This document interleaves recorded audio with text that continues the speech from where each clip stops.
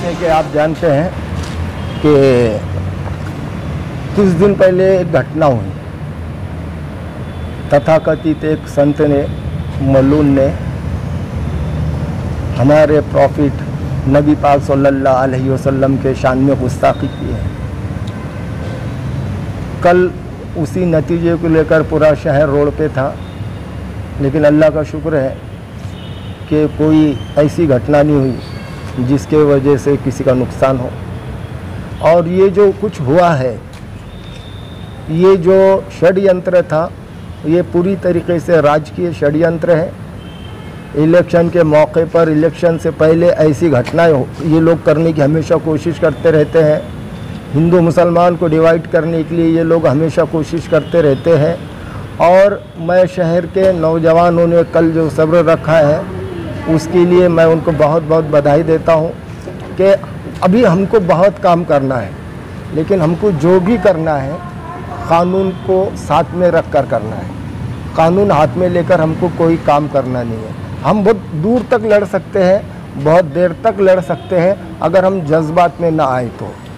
बगैर जज्बात के भी जंग लड़ी जा सकती है, क्योंकि अक़ल का मर्तबा ये है तो जज्बात से ज़्यादा है।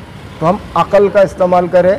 और अभी हम माननीय कमिश्नर साहब से मुलाकात की और सीपी साहब को हमने बताया कि एक मलून नबी पाक सल्लल्लाहु अलैहि वसल्लम के शान में गुस्ताखी करता है, ये तो एक पार्ट है। इसके बावजूद जो है हद तो तब हो गई कि जब महाराष्ट्र के सीएम शिंदे साहब उनके स्टेज पर जाकर उनसे कहते हैं कि मी संताच्या केसालाही धक्का लागू देणार नहीं।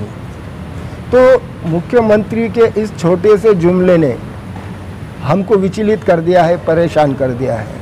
और अब हम ये एहसास कर रहे हैं कि अब ये वक्त खामोश रहने का नहीं है। ये वक्त कानून ने जितने भी हमको अधिकार दिए हैं, हथियार दिए हैं, वो सारे हथियारों को लेकर उठकर खड़े रहने के लिए अब हम तैयार हैं।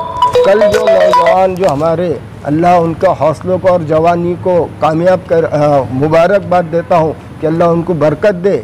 लेकिन एक दिन के उबाल से कुछ नहीं होने वाला है।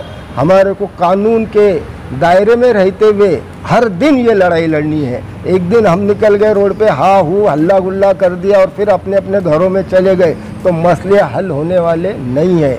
तो आपको जो है तो रोड पर हमेशा रहना है और कानून के दायरे में रहना है। संविधान ने जो हमको अधिकार दिया है, वो अधिकार को लेकर हमको रोड पर उतरते ही रहना है।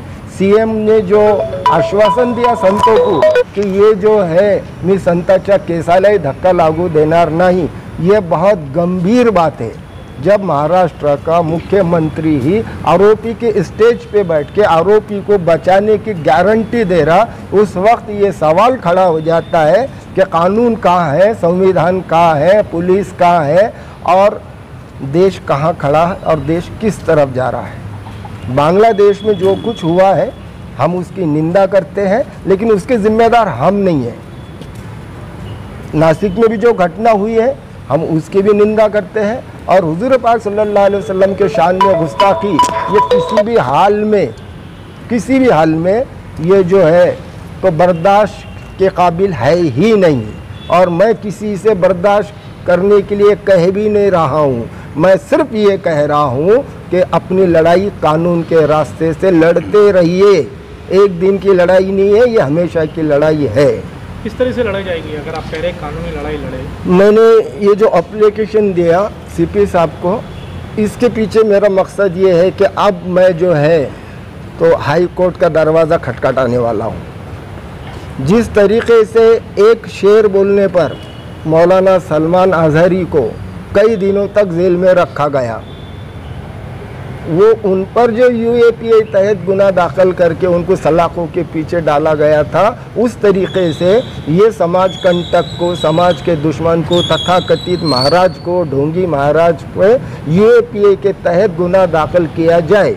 ये अब हम हाई कोर्ट में कहने वाले हैं, क्योंकि अब महाराष्ट्र सरकार से हमको ज़्यादा उम्मीद नहीं बची, इसलिए हम कोर्ट का दरवाज़ा खटखटा रहे हैं। और कोर्ट पहले ये पूछता है कि आपने पुलिस को लेटर दिया था क्या, इसलिए हमने पुलिस को लेटर दिया और हमने डिमांड की कि तथाकथित वो महाराज को जल्द से जल्द अरेस्ट किया जाए। और अब ये लेकर हम जो है तो 1-2 दिन में जो है तो हाई कोर्ट का दरवाज़ा खटखटाएंगे। कि कुछ लोग हैं, क्योंकि ज़्यादा लोगों को लेकर काम करना अभी अच्छी बात नहीं है। कानून के जो लोग हैं, और यहाँ पर भी है कि 5 लोगों की सेवा ज़्यादा लोगों को यहाँ ले आ नहीं सकते, और मैं कोई शक्ति प्रदर्शन करने के लिए आया तो नहीं, इसलिए मैं सिर्फ 5 लोगों को लेकर CP साहब से मुलाकात किया। धन्यवाद।